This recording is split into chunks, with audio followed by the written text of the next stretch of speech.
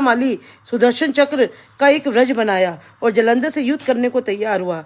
तब समस्त देवगण भी शिवजी के भूत गणों की सेना में आकर सम्मिलित हो गए। जब कैलाश के निकट जलंधर दैत्य अपनी सेना लेकर पहुंचा तो कीर्ति मुख भी नंदी आदि सब गणों देवताओं को लेकर जलंधर के सन्मुख आए और उनका महाघोर संग्राम हुआ।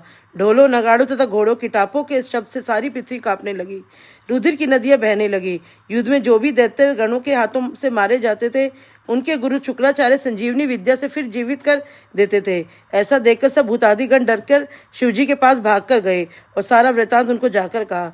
तब शिवजी ने अपने मुख से महाभयंकर तालजंगा कंदरा के समान मुख वाली कन्या उत्पन्न थी। वह कन्या राक्षसों को खाती हुई शुक्राचार्य को उठाकर एक दिन अलोप हो गई। अब दैत्यों को शिवगण बुरी तरह मारने लगे। गणों के प्रहार से घबराकर दैत्य रण से इधर उधर भागने लगे।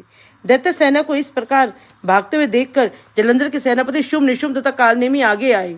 इन तीनों महाबली दैत्यों ने घोर युद्ध करके आकाश को बाणों से टिड्डी दल की तरह ढक दिया और गणों को मारने लगे। ये दशा देखकर सेना डर के मारे भागने लगी।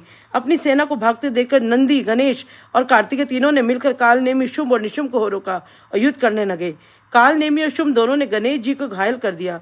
तब गणेश जी की सहायता को वीरभद्र दौड़े और उनके पीछे कुष्मांड, भैरव, बेताल, पिशाच, योगिनी, शाकनी आदि सब दौड़ पड़े। उनकी गर्जना और किलकिलाहट शब्द से सारी पृथ्वी कांपने लगी। वह दैत्यों को खाने लगे। तब निशुंभ के कार्तिकेय के मोर को घायल किया और 5 बार उनकी छाती में मारे, जिनसे वे अचेत हो गए। जब तक स्वामी कार्तिकेय चेतना को प्राप्त हुए तब तक निशुंभ ने बड़े विवेक से अपनी एक शक्ति उन पर मारी।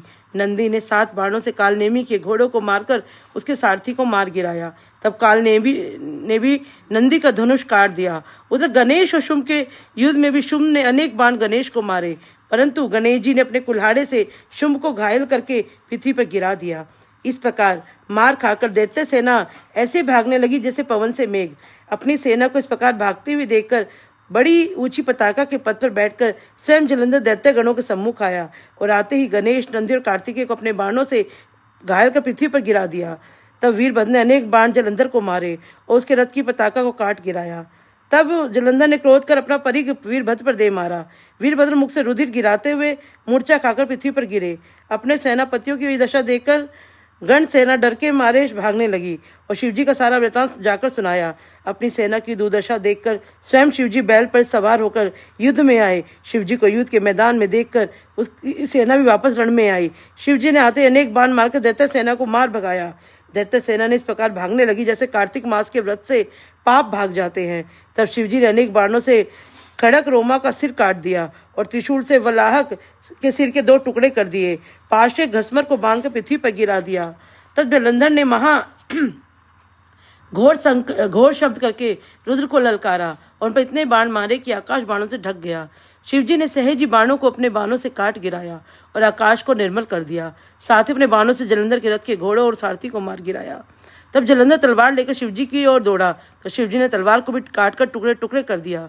इन दोनों का दृढ़ युद्ध होने लगा। शिवजी ने दैत्य की छाती पर एक मुक्का मारा और उसको उठाकर ऐसा फेंका कि वह कोस भर दूर जाकर गिरा। तब दैत्य ने शिवजी को अजय देखकर गंधर्वी माया रची। गंधर्व और अप्सराएं नाचने, गाने, ताल बजाने लगी। शिवजी भी इस माया में फंसकर शस्त्र आदि फेंककर गाने और नाचने लगे।